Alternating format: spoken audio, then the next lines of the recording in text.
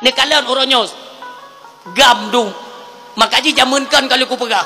Acehnya nepelu tiga Acehnya bak urang yang gusuk bude. Aceh nejuk tiga bak urang yang gusuk-gusuk bude. Bek nejuk Aceh bak urang yang gusuk lonte. 20 ton kata jo Acehnya bak urang gusuk lonte, maka di Aceh metabu lonte. Urangnya jo bak urang mat bude. Aceh besar na Tengku Muharram. Dah nak Syekh Muharram tunggu tua. Epat di Bandar Aceh orangnya ule kagemat kedro dan lepang lima. Nesibi dukungan tiga. Kok jai long bi masukan. Ilong ku pegah abak dron berdemi Allah. Yang pak cahaya neraka tu. Berdemi Allah. Selama kampanye sampai malamnya golong pernah bertatap muka lun dengan mualim. Baik ni fikir dron ni long nak kepentingan dalam halnya. Na'udzubillah summa na'udzubillah. Tapi setiap yang saya usulkan kepada beliau semuanya dijalankan. Insya Allah Aceh akan lahir pabrik-pabrik untuk kesejahteraan rakyat Aceh. Urang Silun katanya tengah berjuang dalam pemerintahan. Makanya kita memberikan dukungan. Ilon dari awal tunggu. Dari si golong pemilu kalau lon wanti-wanti kepada rakyat Aceh bahawa di dalam struktur kepemerintahan Aceh menurut analisa lon lage-lage na benalu di dalam. Ada duri di dalam. Ya. Itu bukan tuduhan tapi kecurigaan. Patut tunggu. Karena sepak terjang mereka kemana mereka melangkah ke luar negeri itu tetap ada informasi kepada saya. Lon nak informasi tunggu. Maka lon pelajari gerak-gerik supaya apa? Lon tunggu lon pegabak drone. Harapan lon Aceh bumerdeka dang tiro. Itu harapan.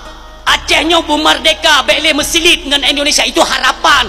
Tetapi ketika usaha dan upaya yang kita lakukan memang hanjit li kena tunggu yang jut orangnya tamu perang ngen polpen.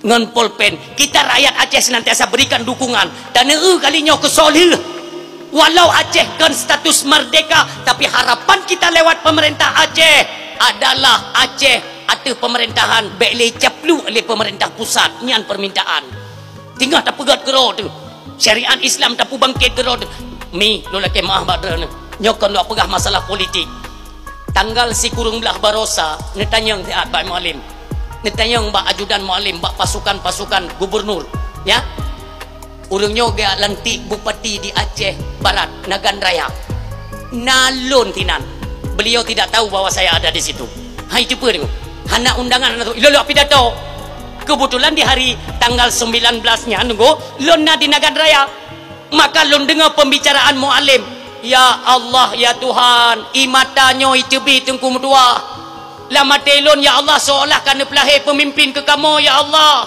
puna pengalim alim lon tanggung jawab kalimatnya dulu nyo kepada pemerintahan di Aceh Barat Abdia dan seterusnya sampai ke Barat Selatan lon tegaskan apabila ita mengwatai sembayang azan dikumandangkan hanjut na kedai yang tehah top kedai mandum ya puja Allah dang mati nyan tutu tunggu mutua seorang pemimpin bolong tanya yang badran 20 ton kali tadame nak pernah dengar tutur-tuturnya hana tuku yang lebih jaro kena luluku meno iya